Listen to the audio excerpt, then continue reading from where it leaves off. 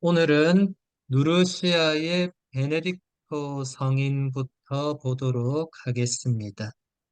이제 우리는 6세기로 지금 이제 들어와 있습니다. 베네딕토 성인은 480년에 오늘날의 누르시아에서 태어났습니다. 그는 학업을 위해서 로마에 갔으나 얼마 지나지 않아 공부를 그만두고 아필레 지역의 수도 공동체에 합류합니다. 이 지역에 있는 수비아쿠의 한 동굴에서 여러 해 동안 은수 생활을 했고, 그 후에 주변의 은수자들을 모아서 공동 수도 생활을 하기 시작합니다. 이 공동 생활은 오래지 않아서 12개의 작은 수도원으로 성장합니다. 529년에 몇몇 동료들과 함께 몬테카시노로 가서 수도원을 설립했는데, 이 수도원은 그 후 오랜 기간 서방 수도회의 모범이 되었습니다.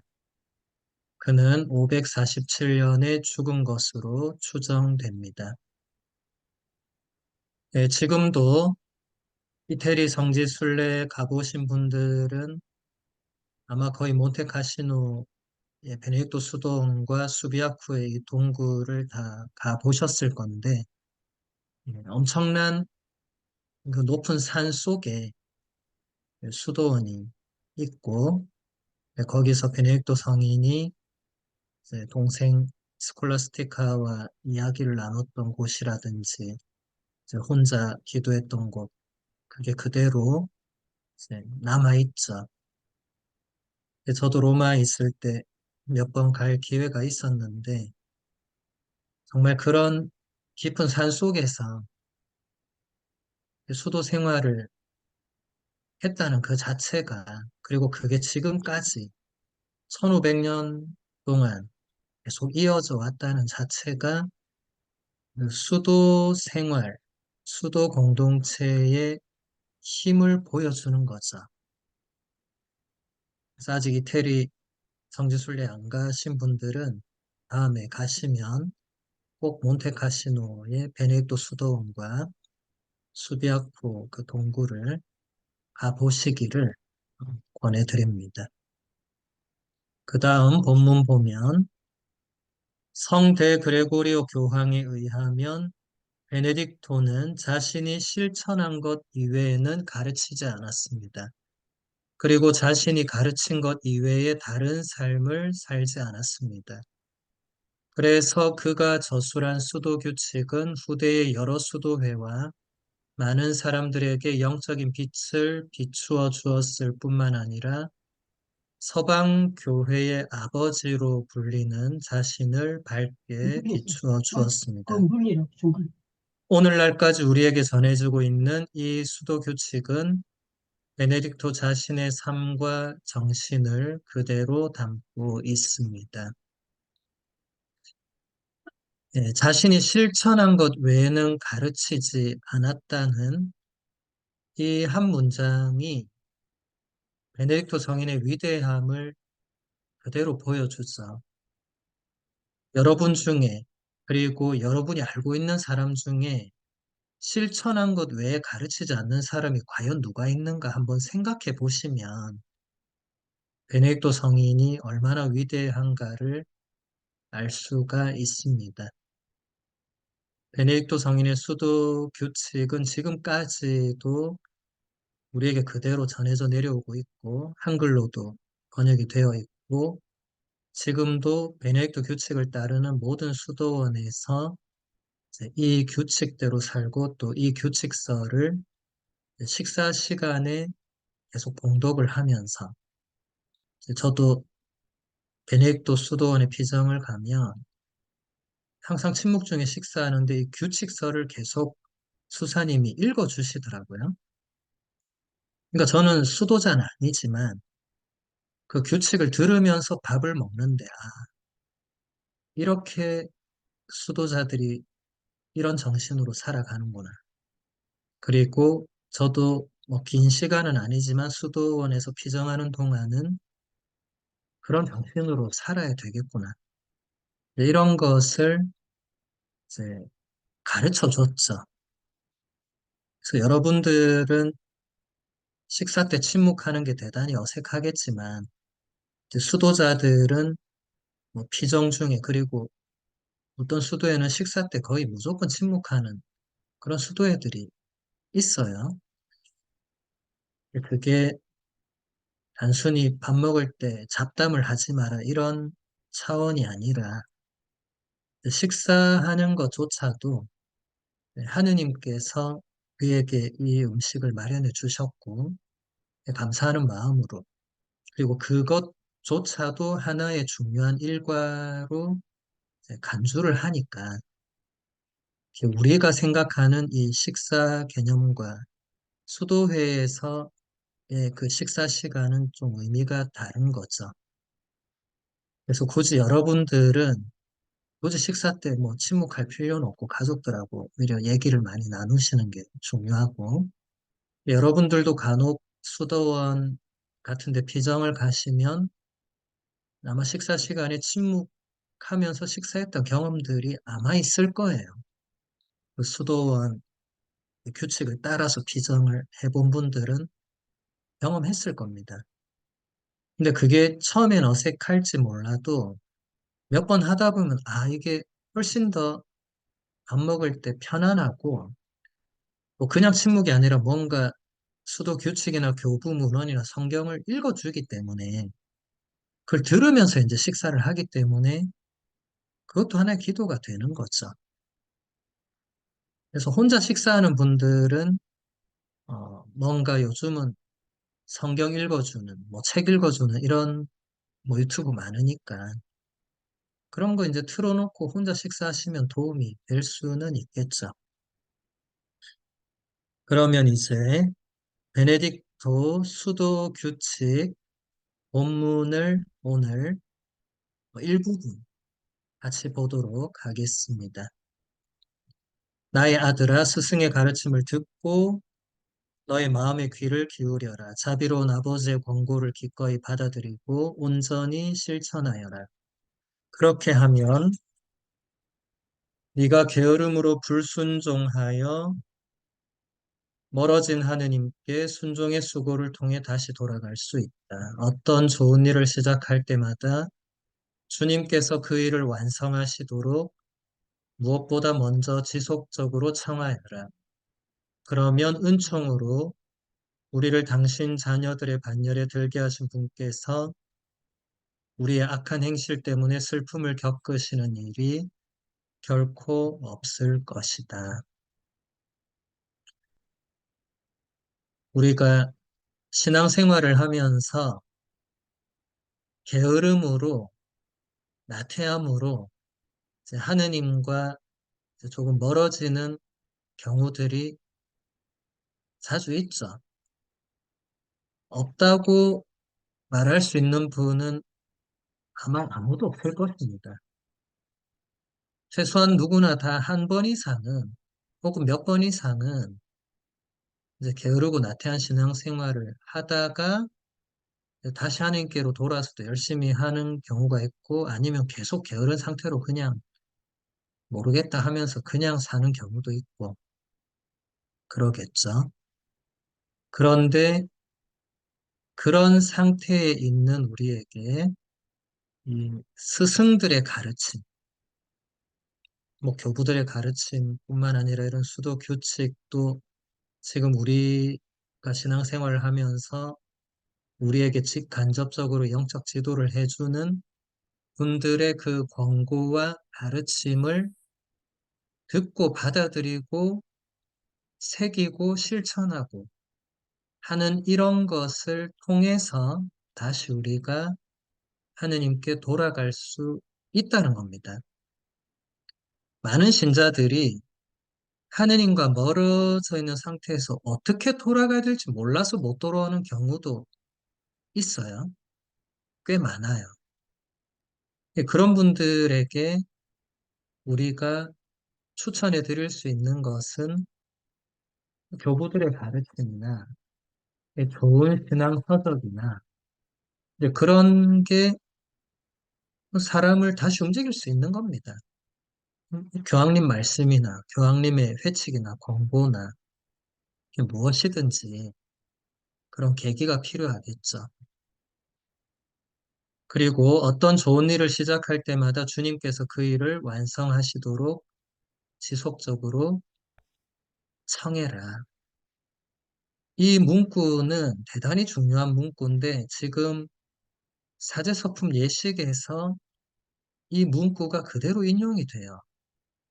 그래서 사제품 후보자들이 이제 주교님 앞에서 서약을 할 때 주교님이 뭐 독신을 지키겠냐, 뭐 지키겠다, 뭐 순명을 하겠냐, 하겠다, 뭐 날마다 미사 성제를 충실히 바치겠냐, 바치겠다 할 때 맨 마지막에 이 문구를 주교님이 말씀을 하세요. 하느님께서 그대 안에서 친히 좋은 일을 시작하셨으니까 그 일을 완성해 주실 것이다. 이 서품 예식의 절정에 이 베네딕토 성인의 수도 규칙에 이 문구가 들어가 있는 거예요. 이 교부들의 이 문헌은 우리가 알게 모르게 우리 교회 안에 깊숙한 곳에 가장 근본 토대가 되는 그런 가르침들입니다. 그 다음 본문 보면 자신의 마음속에 속삭이는 악마를 그 속삭임과 함께 몰아내어 악마로 하여금 아무것도 하지 못하게 하는 사람, 악마의 생각을 사로잡아 그리스도 앞에 던져 부수는 사람, 주님을 두려워하고 주님께 충실하면서도 교만하지 않고 자신이 행한 선행이 자신의 힘만으로 이루어진 것이 아니라 주님께서 이루신 일이라는 것을 확신하는 사람이 주님의 장막에 나아갈 수 있다. 주님께 충실하면서도 교만하지 않는 것. 이게 굉장히 어렵습니다. 특히 이런 강의를 들을 정도의 신자분들은 대체로 아주 열심한 경우가 많거든요. 굉장히 주님께 충실해요. 근데 주님께 충실하면 주님께 충실하지 않은 누군가가 옆에 사람이 보여요. 이거는 보려고 보는 게 아니고 신앙 공동체 안에서 보면 보이는 거니까. 그러다 보면 자기도 모르게 이 교만한 마음이 들 수 있죠. 이걸 조심해야 됩니다. 베네딕토 성인의 시대에도 이런 사람들이 있었겠죠. 그리고 베네딕토 성인도 수도 생활을 충실히 하면 할수록 내면에서의 그런 교만한 마음, 허영심 이런 게 올라오는 것을 느꼈을 수 있겠죠. 그것은 그 자체가 나쁜 게 아니라 그럴 수 있는데 거기서 더 나아가지 않으면 되는 겁니다. 재빨리 돌아와서 그 다음 줄에 나오듯이 자신이 행한 것들이 자신의 힘만으로 이루어진 것이 아니라 주님께서 이루어 주신 일이라고 확신하는 사람. 그렇게 하면 된다는 거죠. 그러면 교만할 수가 없죠. 주님께서 이루어 주셨는데 내가 왜 교만해지겠습니까? 주님께서 이루어 주셨는데. 주님께 찬미와 영광을 드리면 되는 거지. 그게 아니고 내가 했다고 생각하니까 교만해지고 우쭐해지고 내가 쟤보다 낫네. 이렇게 생각하는 거잖아요. 그래서 지금 베네토 성인이 가르쳐 주시는 대로 우리가 어떤 좋은 일을 하든지 주님께 어떻게 충실하든지 간에 뭔가 그 좋은 열매가 맺어졌으면 주님께서 이루어 주셨구나 라고 확신을 가지면 됩니다. 내가 한 것은 거의 없다. 이 성인들은 한결같이 이런 자세로 사셨죠. 그 다음 본문 보면 구원을 향한 길의 입구는 좁고 엄격하기 마련이다. 수도 생활과 믿음의 삶을 어느 정도 살아가다 보면 마음이 넓어져서 말로 다할 수 없는 큰 기쁨으로 하느님의 계명을 지키는 길을 걸어가게 된다.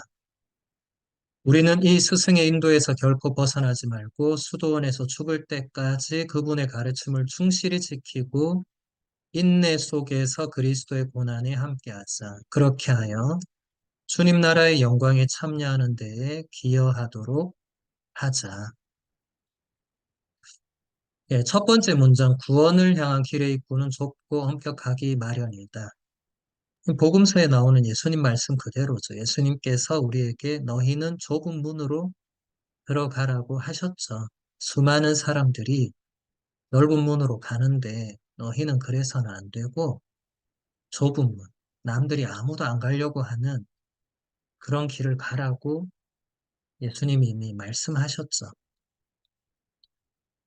그리고 수도 생활과 신앙 생활을 어느 정도 하다 보면 마음이 넓어져서 말로 다 할 수 없는 큰 기쁨으로 하느님 계명을 지키는 길을 걸어가게 된다고 했는데 아마 이 부분에서 많은 분들이 저는 신앙생활을 몇십 년 했는데 이렇게 안 되던데요. 이런 분들이 많으세요. 마음이 넓어지기는커녕 더 마음이 콩알만해져가지고 더 이 신앙생활 하는 게 힘들고 어렵다는 분들이 많습니다. 요즘 베네딕토 성인이 우리가 그런 줄 몰라가지고 아주 이상적으로 이렇게 써놓은 건 아니고 이것이 우리의 신앙생활의 목적이 돼야 된다는 거예요. 여러분, 마음이 그냥 넓어집니까? 그렇게 되지 않습니다. 계속 마음을 넓히기 위해서 본인이 뭔가 인내하고 희생하고 참고 견디고 기도하고 해야 됩니다. 그러지 않고 그냥, 아유, 수도 생활 40년, 신앙생활 50년 했으면 마음이 넓어지겠지. 안 됩니다. 그냥 세월이 흐르면 되겠지. 그런 거 없어요. 수도 생활과 신앙 생활에서 시간이 약이다. 그런 거 없습니다. 물론 그 쌓여가는 시간 동안 계속 충실히 뭔가를 수련하고 지키고 노력하고 애쓰면 그게 열매를 맺는데 그냥 시간이 지나면 내가 어느 정도 단계에 도달해 있겠지. 그건 아니라는 거예요. 지금 베네딕토 성인도 그걸 얘기하는 거예요. 그래서 우리가 인내 안에서 그리스도의 고난에 계속 함께 해야 된다. 여러분, 우리가 걸어가는 길은 예수 그리스도를 따르는 길입니다. 예수 그리스도께서 걸어가신 길은 십자가의 길이었습니다. 그래서 우리가 걸어가야 할 길도 십자가의 길입니다. 많은 신자들이 이런 얘기하면 듣기 싫어해요. 예비 신자들한테 이런 얘기하면 그 다음 주부터 예비자 교리를 나오지 않습니다. 그런데 이게 본질이거든요. 우리는 고난의 길을 걸으려고 세례를 받은 겁니다. 물론 고난이 끝이 아니지만 고난 없는 신앙생활, 그저 마음의 평화를 주는 생활, 그런 거 없어요. 그런 건 사이비나 이단들이 그런 거 가지고 사람을 유혹하는 거지. 2000년 그리스도교 역사에서 그 어떤 성인 성녀도 고난 없이 바로 성인 품에 오르거나 바로 부활하거나 그런 거 없었습니다. 그 고난은 죽을 때까지 우리가 걸어가야 할 길인데 중요한 것은 나 혼자 그냥 힘들고 이게 아니고 그 예수 그리스도의 고난에 함께 하느냐 아니면 예수 그리스도 없이 나 혼자 그냥 힘드느냐 이 차이가 크다는 거죠. 예수 그리스도의 고난에 함께 하자는 이 베네딕토 성인의 말을 여러분들이 잘 묵상해 보시면 좋을 것입니다. 특히 힘들고 어려울 때 예수 그리스도의 고난에 동참하는 사도 바오로가 자신의 편지에서 그런 표현을 했죠. 나는 예수 그리스도의 고난에 동참하는 법을 알고 싶다. 동참하고 싶다. 결국 그렇게 살았죠. 우리도 그렇게 살아야 됩니다. 다른 길이 없습니다. 다른 길을 찾는 분들은 그 헛수고하는 겁니다. 우리의 스승이신 예수님이 이미 순환의 잔을 마셨고 고난의 길을 걸어가셨는데 우리가 그저 편안한 생활, 마음의 평화, 그냥 복 받는 생활, 그건 뭐가 안 맞잖아요. 스승님이 가신 길과 반대되잖아요. 그래서 그분의 고난에 함께 해야 된다. 그 다음 본문 보겠습니다. 네가 싫어하는 일은 아무에게도 행하지 마라. 그리스도를 따르기 위해 자기 자신을 버려라. 육체를 다스려라. 가난한 사람들에게 먹을 것을 주어라. 세상의 번잡한 일들을 멀리하여라. 마음과 말로 진리를 지켜라. 악을 악으로 갚지 마라. 누구에게도 불의를 행하지 말고 당한 불의를 인내로 견뎌 나가라. 이 다 복음서에 나오는 권고들을 조금 더 구체화한 거죠. 네가 싫어하는 일을 아무에게도 행하지 말라는 것은 복음서에 이미 예수님 말씀하신 그 황금률을 그대로 가져온 거죠. 그리스도를 따르기 위해 자기 자신을 버리는 것도 이미 예수님께서 누구든지 내 뒤를 따라오려면 날마다 자기 자신을 버리고 날마다 제 십자가를 지고 나를 따라야 한다. 말씀하셨죠. 이 하나하나가 다 복음서에 나와 있는 것을 그 성인이 구체적으로 수도자들이 실행하도록 규칙서에 적은 거죠. 악을 악으로 갚지 말라는 것도 사도 바오로의 편지, 또 베드로의 편지에 그대로 나와 있죠. 뭐 구약 성경도 마찬가지고. 또 불의를 행하지 말고 불의를 당했으면 인내로 견뎌라. 우리가 악을 당하거나 불의를 당하면 본능적으로 되갚아 주고 싶죠. 그게 본능입니다. 눈에는 눈, 이에는 이가 인간의 본능입니다. 그런데 베네딕토 성인도 자기 규칙서에 그렇게 하지 말라는 거예요. 그렇게 하지 않는 것이 하느님의 뜻이라는 거죠. 우리가 함께 살다 보면 수도 공동체든 신앙 공동체든 또 사회 공동체든 함께 살다 보면 악을 겪거나 불의를 당하는 일을 겪을 수밖에 없어요. 착한 사람만 다 모여 있는 그런 곳이 없어요. 별별 사람 다 모여 있습니다. 그건 수도회나 교회, 본당 다 마찬가지입니다. 그리고 나도 그 별별 사람 중에 하나죠. 우리가 자기 자신은 그렇지 않다고 생각하지만 나도 그 중에 하나입니다. 그러니까 우리가 서로에게 당한 만큼 갚아주면 그 공동체는 유지가 안 되겠죠. 요즘 세상에서 여러분들 뉴스 같은 거 보면 그런 뉴스를 보잖아요. 당했으니까 갚아주잖아요. 근데 결과적으로 어떻게 됐어? 양쪽 다 죽는 거죠. 그 비극으로 끝나죠. 한쪽이 참고 넘어가면 이게 비극으로 안 끝날 수 있는데 이렇게 똑같은 방식으로 갚는 순간 양쪽 다 끝나는 겁니다. 인생 참 허무하죠. 그런 거 보면. 너무 허무하게 삶이 끝나버리죠. 그런 결말을 누가 원하겠습니까? 그래서 여러분들이 비록 억울하더라도 억울할 때는 항상 예수님께 가서 누가 더 억울한지 따지면 됩니다. 예수님이 억울한지 내가 더 억울한지 따지고 나면 예수님보다 억울한 사람은 아무도 없기 때문에 악을 악으로 갚지 않을 수 있는 거예요. 예수님도 악을 악으로 갚지 않으셨잖아요. 예수님이 악을 악으로 갚으려 했으면 굳이 뭐 십자가를 못 박힐 필요가 없었죠.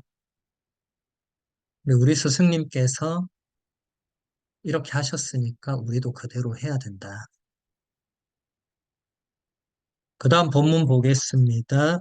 교만하지 마라. 다른 것을 그리스도보다 더 사랑하지 마라. 사랑을 멈추지 마라.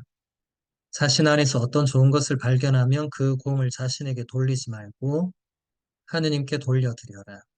반대로 악행은 자신의 탓으로 돌려라. 이 다 하나같이 베네딕토 수도 규칙의 핵심을 이루는, 그리고 베네딕토 수도 규칙뿐만 아니라 다른 모든 수도회도 그 정신이 다 지금 이런 문장들 안에 있는 거거든요. 교만하지 않고 그리스도보다 더 사랑하는 게 아무것도 없어야 되고 사랑을 멈춰선 안 되고 자신 안에서 좋은 것을 발견하면 그것은 하느님의 공로로 하느님의 선물로 올려드리고 악행은 자기 것. 이제 이런 것은 모든 수도회의 기본 정신입니다. 기본 정신이니까 추구하면서 살면 되죠. 쉽지 않겠지만 또 이런 기본 정신을 늘 되새기고 생각하고 실천하려고 애쓰는 사람과 그냥, 그냥 이런 게 있구나 하고 그냥 이런 문구가 있구나 하고 넘어가는 사람은 차이가 많이 나겠죠. 그래서 여러분들도 여기에 지금 대부분 수도자는 아니시지만 수도자가 아니라고 해서 그러면 이런 거 다 무시해도 되느냐? 아니에요. 그리스도인들은 기본적으로 어느 정도는 수도자처럼 살아야 됩니다.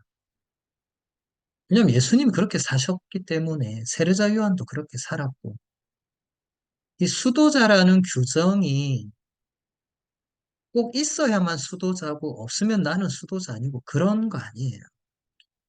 기본적으로 그리스도인들은 예수님의 제자들이기 때문에 어느 정도는 수도자처럼 살아야 됩니다. 예수님의 계명들이 다 수도자처럼 살아갈 것을 요구하는 계명들이 많죠.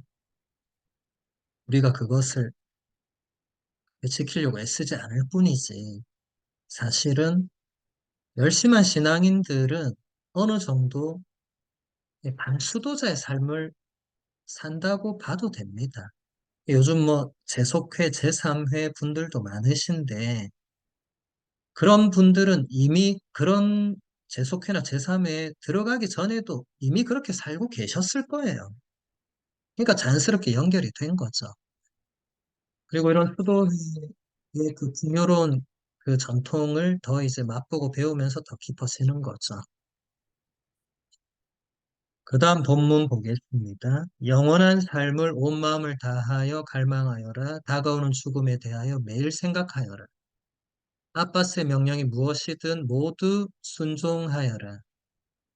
그가 비록 자신의 말과 다르게 행동할지라도 그들이 너희에게 말하는 것은 다 실행하고 지켜라.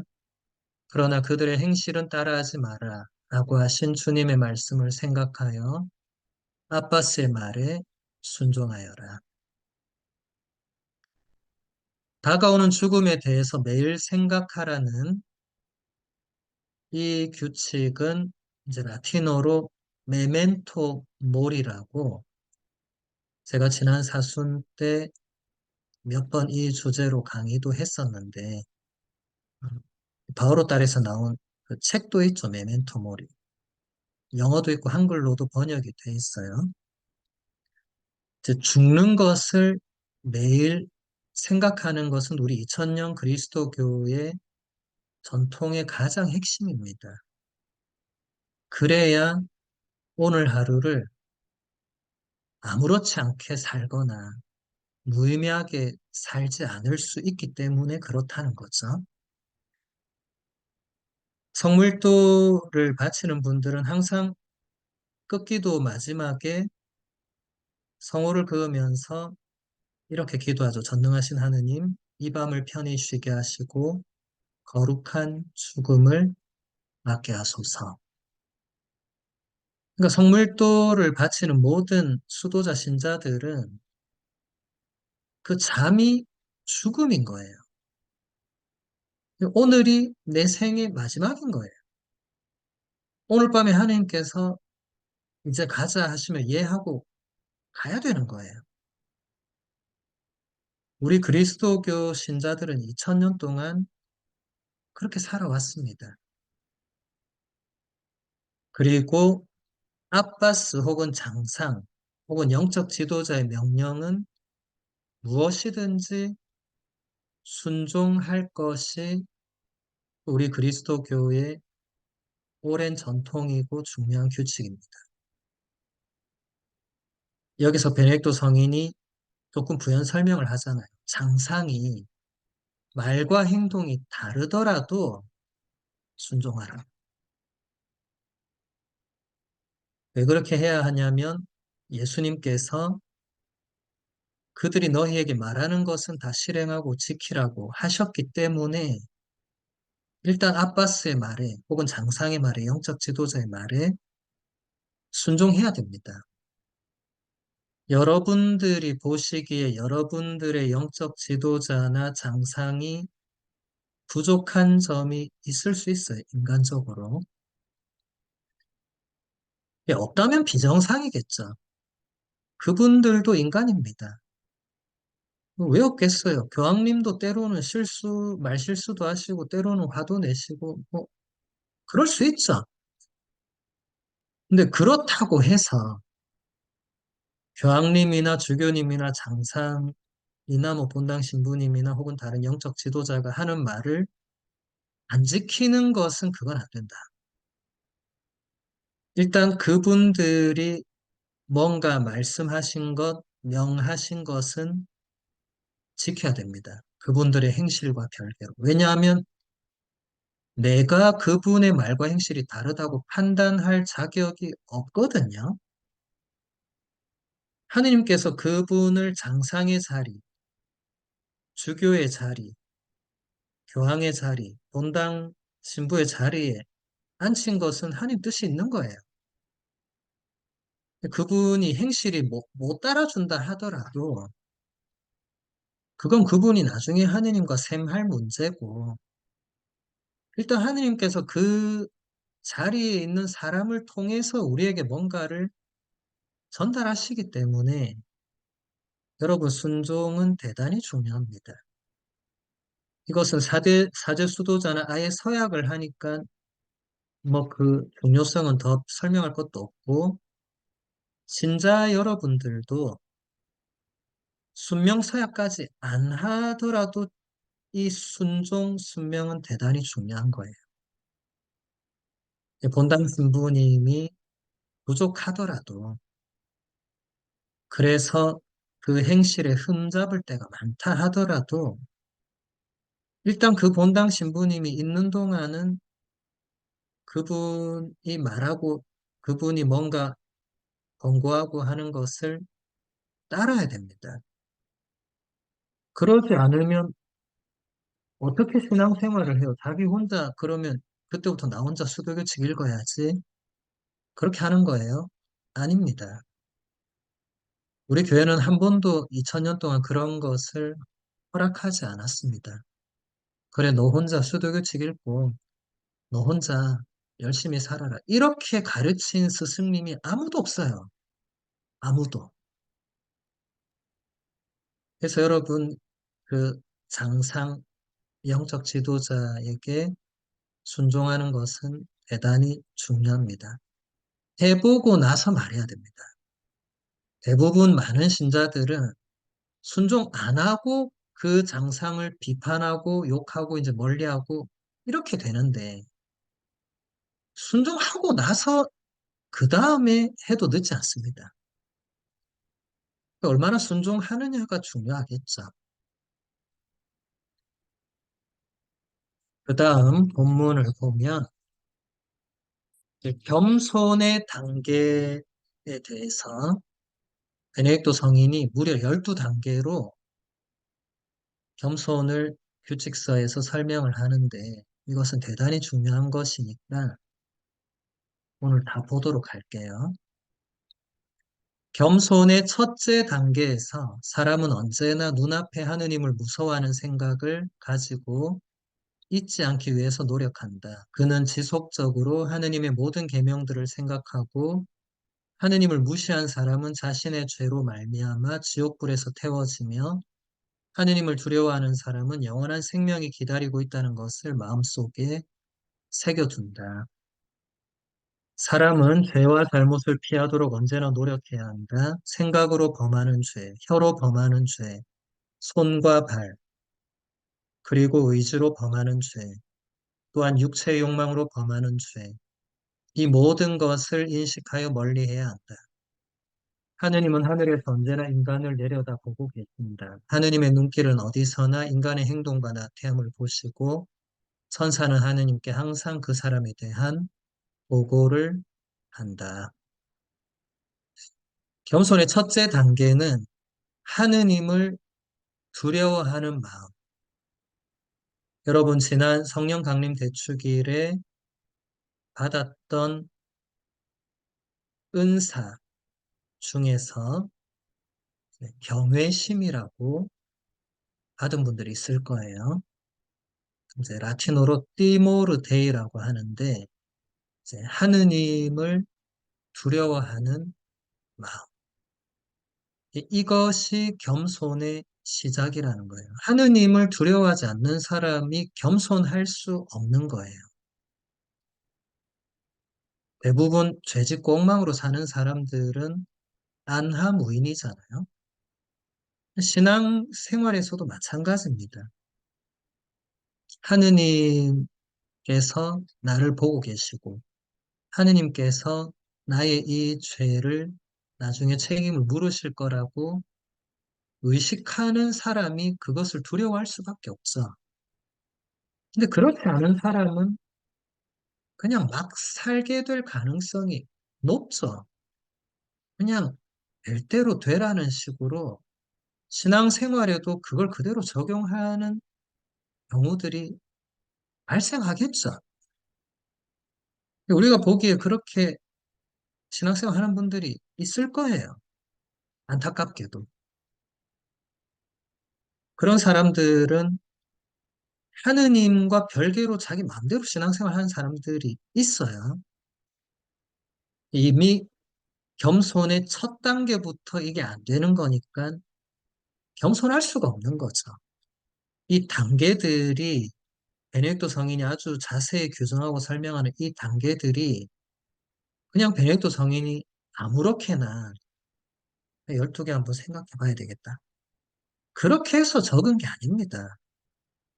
이것은 우리가 두고두고 겸손하기 위해서는 이 단계들을 거칠 수밖에 없어요. 성인 성녀들은 하나같이 공통점이 있었는데 그것은 겸손한 거였거든요. 교만한 성인은 없고 겸손한 마귀가 없다는 오랜 교회의 격언이 있어요. 그래서 여러분들도 겸손하면 겸손할수록 성인에 가까워지고 교만하면 교만할수록 마귀에 가까워질 수밖에 없는데 그래서 이 첫 번째 단계를 한번 잘 생각해 보시기 바랍니다. 우리가 죄와 잘못을 피하도록 노력하는 그 근본적인 마음이 하느님을 두려워하는 마음이 있어야 됩니다. 그러지 않으면 죄와 잘못을 안 피하게 돼요. 그냥 반복하도록 내버려 두게 됩니다. 왜냐하면 그렇게 해도 당장 별일이 안 생기거든요. 당장 벼락 맞거나 천벌을 맞거나 집이 망하거나 이렇게 안 되거든요. 그러다 보니까 뭐 이 정도는 괜찮나 보네. 이렇게 가는 거죠. 그 상당히 위험한 거죠. 위험 신호가 오고 있는데 무시하는 거죠. 그 다음 두 번째 단계 보겠습니다. 겸손의 둘째 단계에서 수도자는 자신의 의지를 사랑하지 않고 자신이 원하는 것을 이루는 데에서 기쁨을 느끼는 것이 아니라 다음에 주님 말씀을 실천하는 데에서 기쁨을 느낀다. 나는 내 뜻이 아니라 나를 보내신 분의 뜻을 실천하려고 하늘에서 내려왔다. 예, 여기서 이 수도자라는 단어를 우리 신자들도 본인을 넣어서 받아들이면 됩니다. 그래서 자기 뜻, 자기 의지가 아니라 하느님의 뜻을 이루고 실천하는 데에서 기쁨을 느끼려고 하는 것이 겸손입니다. 내 뜻을 추구하고 내 뜻을 이루는 게 일반적이죠. 그리고 대부분 사람들은 그렇게 살죠, 죽을 때까지. 근데 우리 신앙인들은, 그리고 수도자들은, 뭐 사제도 마찬가지고, 예수님의 이 말씀, 내 뜻이 아니라 나를 보내신 분의 뜻을 실천하려고 하늘에서 내려왔다고 하신 이 말씀 그대로 우리도 내 뜻이 아니라 하느님의 뜻을 실천하기 위해서 신앙생활을 하고 수도 생활을 하고 그렇게 살아야 됩니다. 매일 주님의 기도 바칠 때 우리가 아버지의 뜻이 하늘에서와 같이 땅에서도 이루어지소서라고 기도하잖아요. 여기서 땅이 우리거든요. 하느님의 뜻이 하늘나라에서 이루어지는 것과 똑같이 지상에 지금 나에게 내 삶 속에서 그대로 이루어지도록 기도하는 거죠. 그게 겸손의 길입니다. 그 다음 겸손의 세 번째 단계 볼게요. 겸손의 셋째 단계에서 수도자는 하느님께 대한 사랑으로 자신의 장상에게 온전히 순종한다. 그렇게 하여 그는 바오로 사도가 다음과 같이 말했던 주님의 행동을 따르려고 한다. 당신 자신을 낮추시어 죽음에 이르기까지, 십자가 죽음에 이르기까지 순종하셨습니다. 우리가 장상에게 순종해야 하는 이유는 첫 번째, 하느님께 대한 사랑 때문에, 그리고 더 근본적으로는 예수님께서 죽음에 이르기까지 순종하셨기 때문에 우리도 그렇게 해야 되고, 그 순종이 겸손의 셋째 단계가 됩니다. 순종하지 않는 사람은 겸손할 수 없습니다.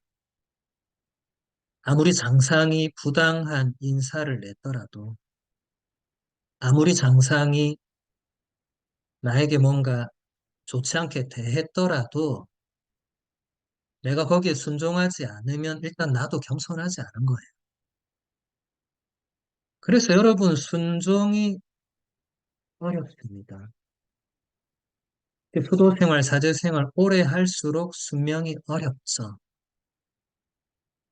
왜냐하면 내가 그만큼 수도생활, 사제생활 오래 했으니까 뭔가 그만큼의 대우를 바랄 수도 있고, 그게 아니라면 뭐 다른 이유도 있을 수 있겠지만 어쨌든 우리가 순종이 어렵다는 건 다른 말로 우리가 아직 겸손하지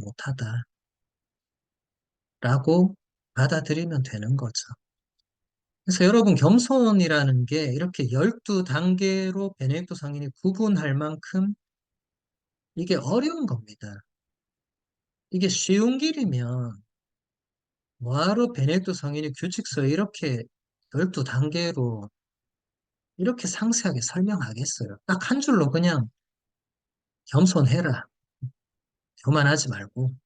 이렇게 써놓으면 되는 거 아니에요? 교만하지 말라는 한 줄인데 겸손은 12단계잖아요. 그만큼 겸손이 쉬운 게 아닌 거죠.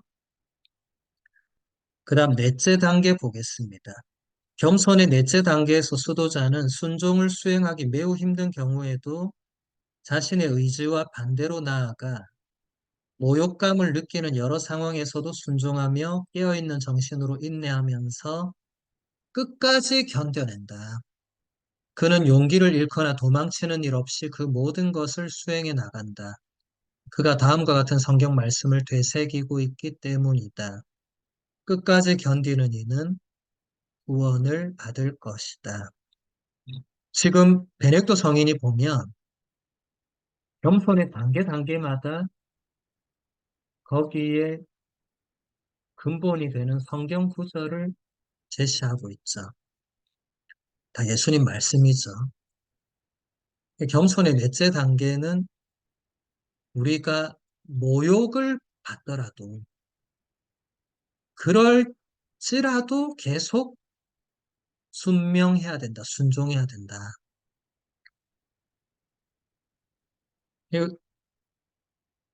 우리 여기 계시는 수사님이나 수녀님들은 아마 인사 때문에 그런 경험을 하신 적이 있을 수 있어요. 말도 안 되는 인사가 일어난다든지, 이제 일반 신자들은 뭐 이렇게 인사를 받고 할 일이 거의 없으니까. 근데 일반 신자들도 본당에서 열심히 일하다가 굉장히 모욕적인 그런 부당한 대우나 그런 걸 받는 경우가 발생하죠. 그걸 떠올리시면 됩니다. 사제나 수도자들은 그게 주로 인사에서 그런 게 나오죠. 그럴 때 그게 진짜 모욕적일 수 있지만 그래도 끝까지 인내하면서 견뎌나가는 것이 겸손의 길이 됩니다. 우리가 뭔가 모욕을 받았다고 느낄 때 예수님께서 받았던 그 모욕을 떠올리시면 도움이 됩니다. 여러분, 예수님이 어떤 모욕을 당했죠?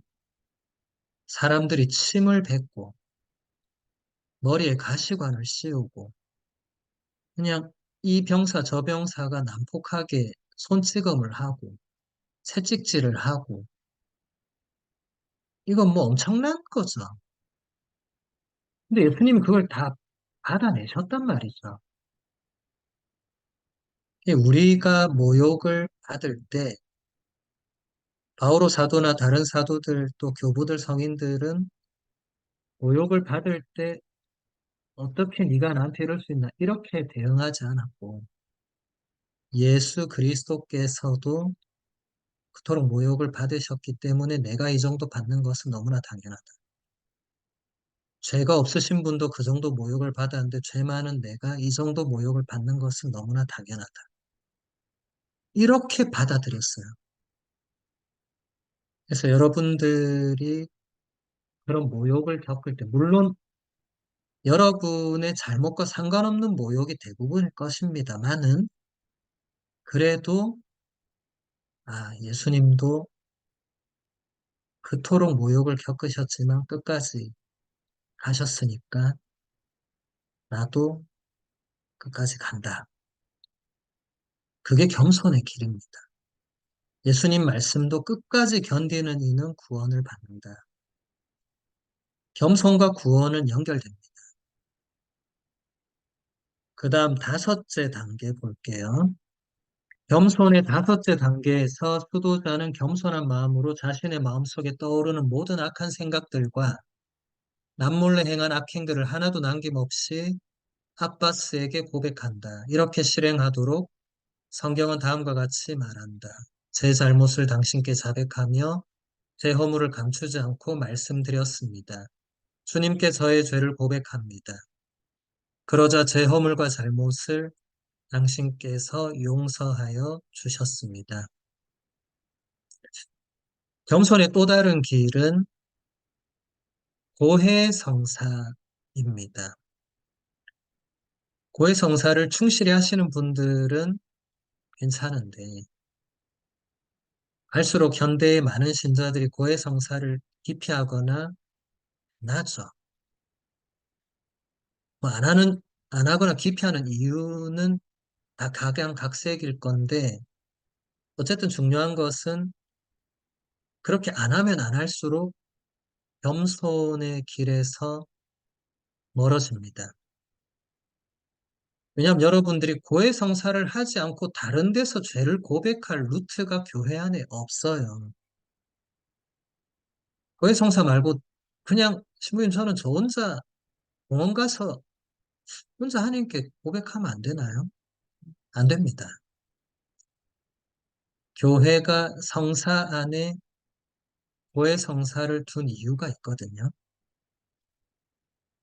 여러분, 성사를 통하지 않고 그냥 나 혼자 좀 편안하게 신앙생활을 하고 싶다. 그것은 그리스도인의 자세가 아닙니다.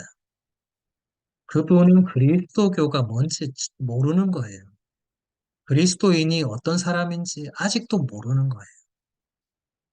성사를 통하지 않고 신앙생활을 한다는 것은 그럼 처음부터 세례를 안 받았어야 됩니다. 세례는 받아놓고 신부님 저는 이제 세례는 받았으니까 그 뒤에는 이제 그냥 제가 알아서 하겠습니다. 말도 안 되는 소리죠. 말도 안 되는.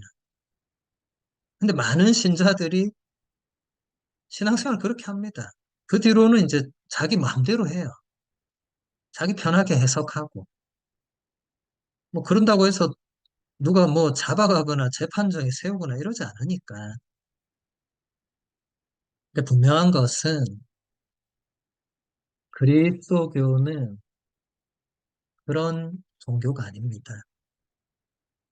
그래서 여러분들이 베네딕토 성인도 왜 이런 걸 규칙에 이렇게 상세하게 특히 겸손의 길에서 이걸 넣어놨겠어요? 이걸 피하려고 하는 사람들이 그때도 있었겠죠. 뭐 굳이 그렇게까지 해야 되나? 라고 생각하는 사람이 있었겠죠. 자기가 볼 때 아빠스나 자기나 뭐 죄가 비슷할 것 같은데 이렇게 생각했던 수도자들이 있었겠죠. 왜냐면 뭐 아빠스라고 해서 죄가 없는 건 아니고 인간이란 누구나 죄인이니까. 그런데 성사는 그런 차원이 아니죠. 뭐 제가 오늘 이 시간에 성사를 뭐 다 다룰 수는 없지만 여러분들이 고해 성사를 하기 싫거나 미루거나 피하려고 할 때, 아, 내가 지금 겸손의 길에서 멀어지고 있구나. 그렇게 생각하시면 됩니다. 그 다음 겸손의 여섯 번째 단계를 보도록 할게요.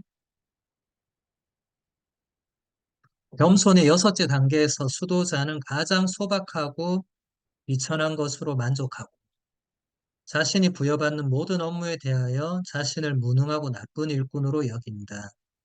그래서 그는 다음과 같이 말하는 예언자의 말로 자신의 처지를 고백한다. 저는 멍텅구리, 알아듣지 못하였습니다. 저는 당신 앞에 한 마리 짐승이었습니다. 그러나 저는 늘 당신과 함께 있어 당신께서 제 오른손을 붙들어 주셨습니다.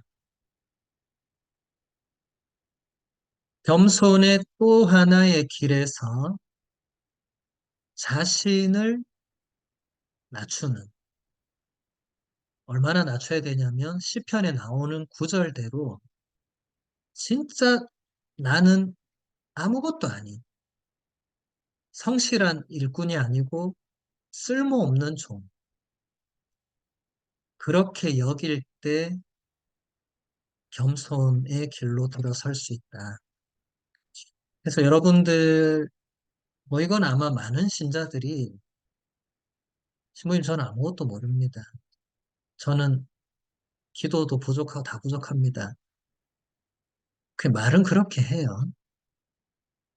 그렇게 말하는 거하고, 진짜 본인이 본인 자신을 그렇게 생각하는 거하고는 다를 수 있어요.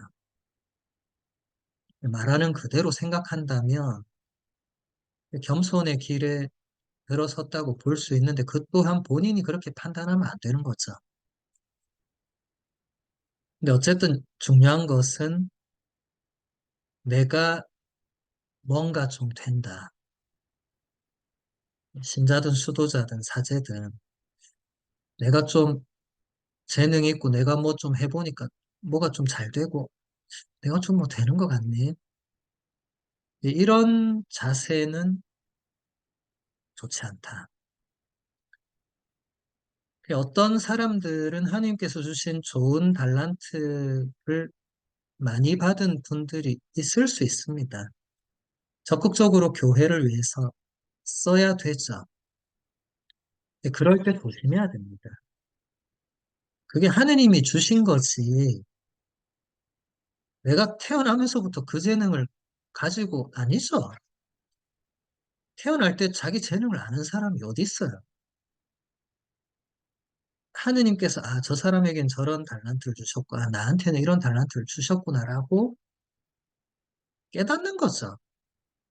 그러면 본인이 받은 달란트를 가지고 이제 열심히 하느님을 위해서 교회를 위해서 봉사하면 됩니다. 그런데 그것을 마치 내가 뭔가 좀 되는 것처럼 그렇게 생각할 때 위험해지겠죠. 일곱째 단계 볼게요. 겸손의 일곱째 단계에서 수도자는 말로만 자신을 가장 보잘것없고 쓸모없는 존재로 고백하는 것이 아니라 마음으로 이 사실에 대한 확신을 가진다. 그는 겸손한 자세를 취하고 예언자와 함께 다음과 같이 말한다. 저는 인간이 아닌 구더기, 사람들의 우윳거리, 백성의 조롱거리. 아까 단계랑 연결이 되는 거죠. 말로는 누구나 다 저는 보잘것없습니다. 저는 쓸모없습니다. 저는 아무것도 할 줄 아는 게 없습니다. 말로는 누구나 그렇게 할 수 있어요. 그런데 자기 마음으로도 난 정말 그렇다고 그렇게 확신할 수 있는가는 각자 생각해 봐야 됩니다. 내가 정말 마음으로도 나는 정말 쓸모없는 종이다 라고 확신하고 있는지. 그런 확신에서 참된 봉사가 나오는 거지. 그러지 않고 봉사하는 거는 그 또한 다른 뭔가가 그 안에 감추어져 있을 가능성이 높죠. 여러분, 우리가 교회 안에서 봉사하는 목적이 뭐예요?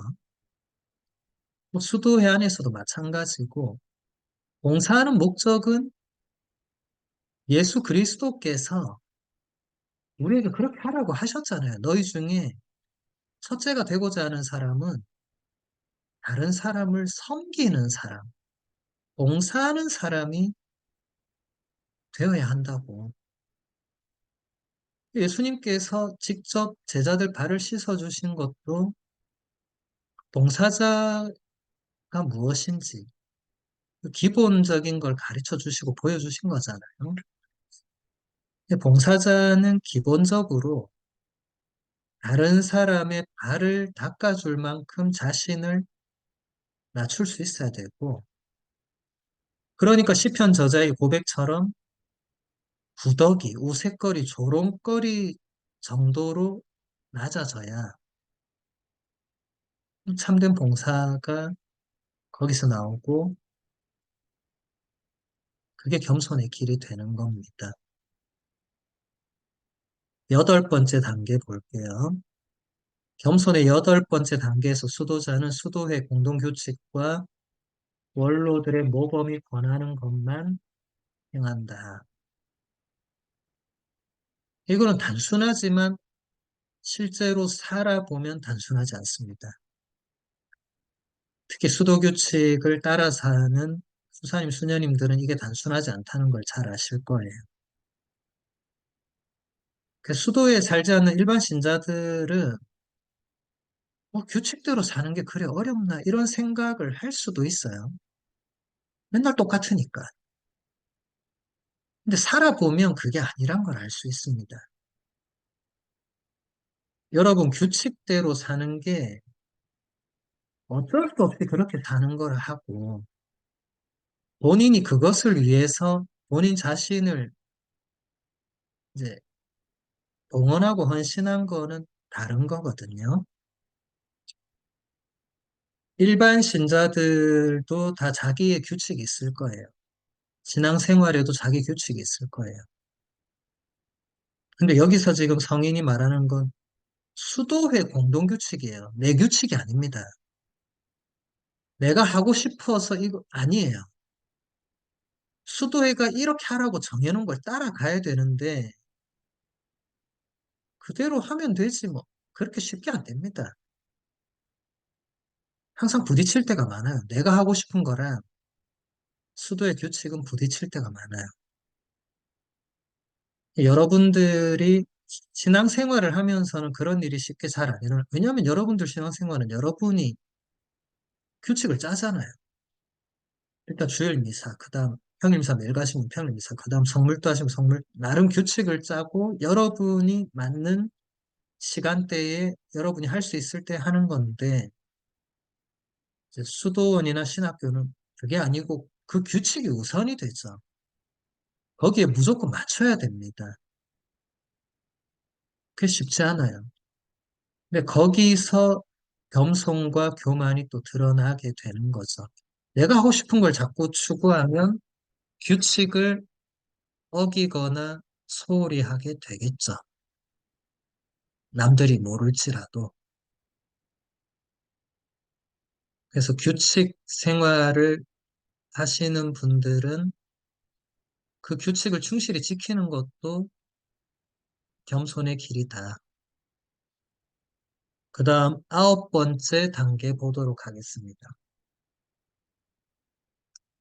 겸손의 9째 단계에서 수도자는 자신의 혀를 조심하여 말을 삼가고 말할 것을 요청받지 않는 한 침묵을 지킨다. 성경은 많은 말을 하면 죄를 피할 길이 없음을 가르치고 험담꾼은 이 세상에서 오래가지 못한다고 가르친다. 여러분, 말이 많은 사람이 겸손한 경우를 잘 못 봤을 거예요. 대체로 여러분 주위에 겸손하다고 느껴지는 사람들은 거의 공통적으로 말이 별로 없을 거예요. 그리고 다른 사람 험담도 하지 않을 거예요. 그래서 뭔가 느낄 거예요. 아, 저 사람은 쉽게 말하지 않는구나. 그게 겸손한 길이 됩니다. 특히 수도자라면 더 말할 때 조심해야 되고, 그래서 수도애들이 식사 때도 침묵을 하는 이유도 거기에 있는 거죠. 말이란 것은 하다 보면 이게 본인의 의도나 생각과 다르게 그냥 안 해도 될 말을 하거나 쓸데없는 말 하거나 그런 경우들이 많죠. 그래서 성경, 특히 구약 성경의 그 지혜 문학, 뭐 잠언, 지혜서, 집해서, 코엘렛 이런 것, 뭐 시편도 그렇고 읽어보면 읽어볼수록 말을 많이 하면 죄를 피할 길이 없다. 말을 많이 하다 보면 바르지 못한 말, 진실이 아닌 말, 뭐 거짓말, 그냥 허풍, 뭐 또 쓸데없는 말, 아니면 다른 사람에 대한 좋지 않은 말. 이런 것들이 나올 가능성이 높죠. 그래서 프란치스코 교황님도 뭐라고 했습니까?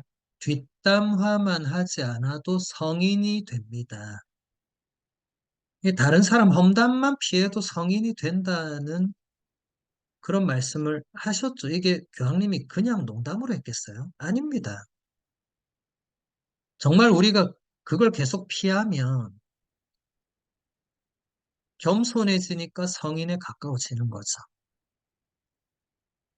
그래서 여러분들 말을 할 때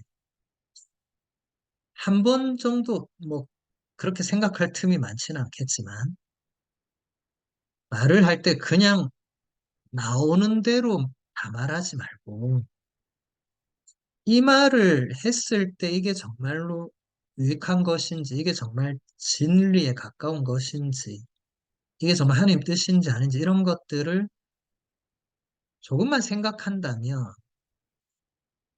안 해도 될 말을 피할 수 있고 점점 많은 말을 하지 않게 됩니다. 침묵으로 가는 거죠. 침묵으로 가다 보면 더 하느님과 가까워집니다.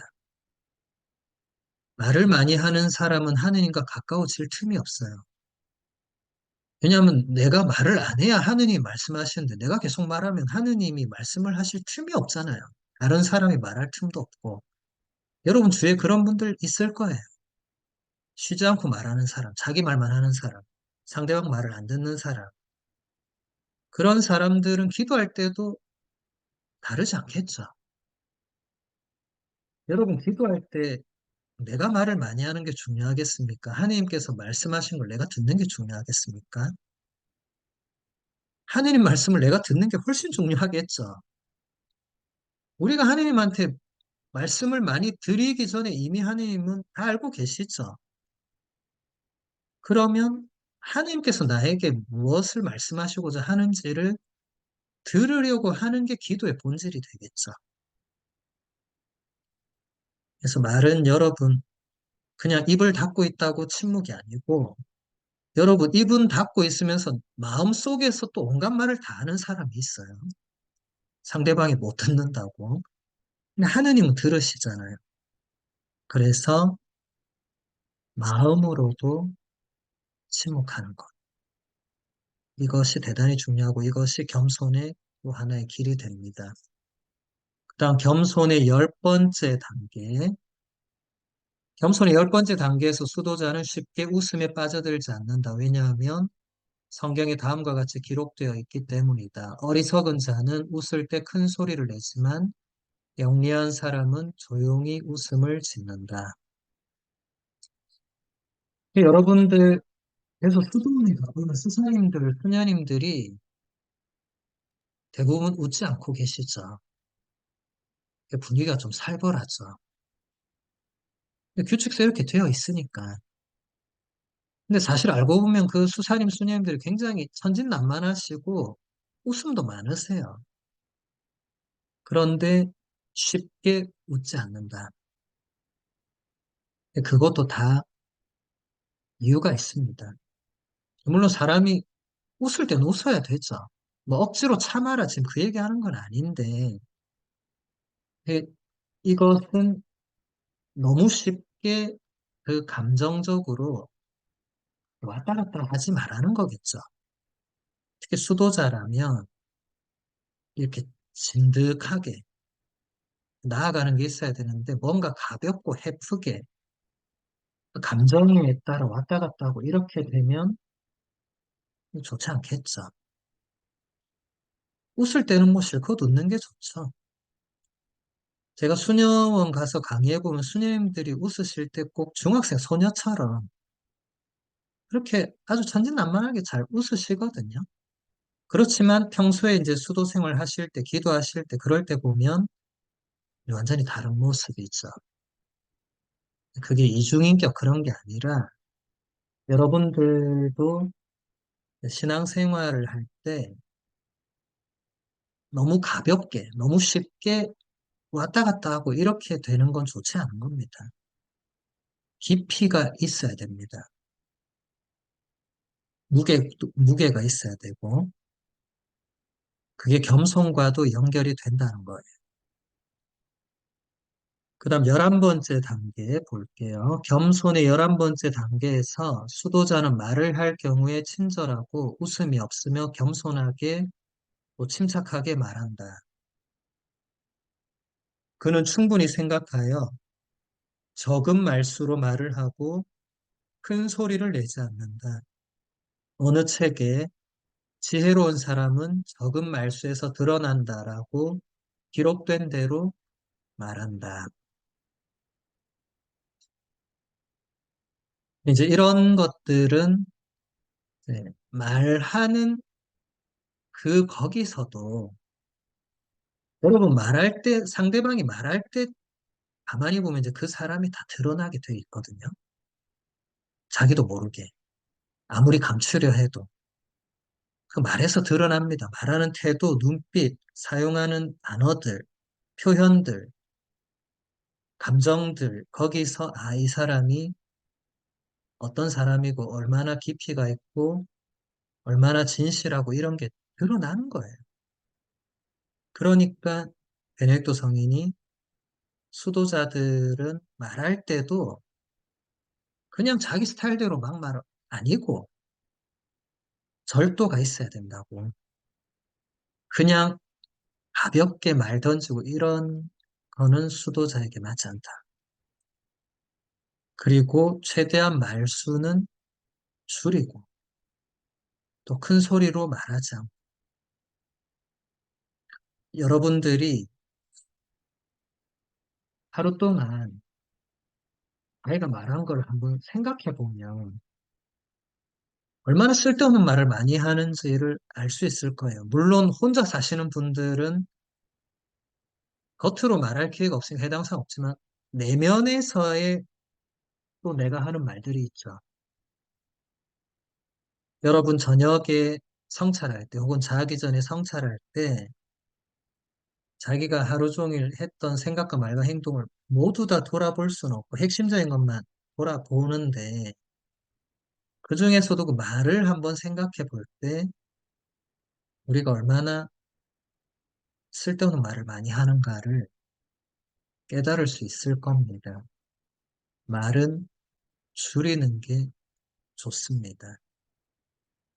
해야 할 말은 당연히 해야 되고 오랜만에 친구를 만나면 수다를 떨어 그런 거는 당연한 건데 여러분 맨날 친구를 만나진 않잖아요. 오랜만에 만나는 거지. 그러면 말을 자꾸 줄일 때 일단 말 실수가 줄겠죠. 말 실수가 줄으면 죄질 기회도 줄겠죠. 그리고 인간관계에서 오해를 살 일도 줄겠죠. 말을 많이 해서 좋은 결과를 내는 적은 거의 없을 겁니다. 그게 겸손하고도 연결이 된다. 네, 마지막 12번째 단계 보도록 할게요. 겸손의 12번째 단계에서 수도자는 마음으로만 겸손한 것이 아니다. 사람들은 그의 외적인 행동 전체를 통해서 그의 겸손을 언제나 알 수 있다. 전례를 거행하는 중에, 성당 안에서, 수도원 안에서, 정원에서, 길을 가는 중에, 들판에서 일하는 중에, 간단히 말해서 어디서나, 즉 앉아있거나 걸어가거나 서 있거나 항상 고개를 숙이고 땅을 바라본다. 자신의 죄 때문에 자신을 언제나 죄인으로 여기고 자신은 이미 하느님의 무서운 심판 앞에 서 있다고 생각한다. 그는 복음서의 세리가 고개를 숙이고 땅을 바라보며 다음과 같이 말한 것을 마음속으로 언제나 되새긴다. 오 하느님, 이 죄인을 불쌍히 여겨 주십시오. 겸손의 마지막 단계, 베네딕토 성인이 가르쳐 주시고 있는 마지막 단계는 외적인 행동 전체를 통해서 드러나는 겸손. 여러분도 여러분 주위 사람들 보면 그 사람에게서 드러나는 행동만 봐도 저 사람이 겸손한지 아닌지 바로 압니다. 알 수 있어요. 물론 그렇게 모두를 다 판단해서는 안 되겠지만 우리는 느낍니다. 저 사람 겸손하지 않구나. 저 사람 상당히 교만하구나. 행동에서 드러나기 때문에 그걸 숨길 수가 없어요. 그런데 수도자는 또 신자들도 마찬가지고 모든 상황, 모든 그 자신의 그 생활 속에서 겸손이 드러날 수 있도록 복음서의 세리가 했던 그 기도하는 그 마음, 그게 우리의 일상에서도 항상 적용될 수 있도록. 그래서 이것은 여러분 오해하면 안 되는 게 내가 죄가 많으니까 항상 시무룩하게 그렇게 살아라는 게 아니고, 그게 아니고 적어도 자신이 어떤 처지인지 내가 나를 잘 안다면 내가 막 교만하게 나를 드러내려고 하고 그러지 않는다는 거예요. 자신을 잘 알면 겸손할 수밖에 없어요. 근데 교만한 사람들은 자신을 잘 알려고 하지도 않고 자신을 알기 위한 그런 성찰이나 뭐 이런 거 전혀 안 하겠죠. 뭐 다른 사람 말을 그렇게 듣지도 않을 것이고.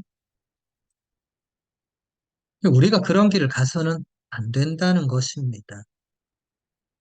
그래서 여러분들 오늘 베네딕토 성인의 수도 규칙에서 특별히 이 겸손의 단계를 제가 뽑은 것은 이게 수도자들에게만 해당되는 게 아니라 우리 모두에게 겸손의 길은 우리 모두에게도 똑같은 겁니다. 그래서 여러분들 앞으로 신앙생활을 하면서 오늘 배운 이 겸손의 단계들을 물론 전체를 다 기억하실 수는 없겠지만 그래도 여러분들에게 좀 와닿았던 단계가 있다면 그것을 특별히 좀 새기고 삶으로 실천해 나갈 수 있도록 노력하시면 좋을 것 같습니다. 오늘 강의는 여기서 마무리하도록 하겠습니다.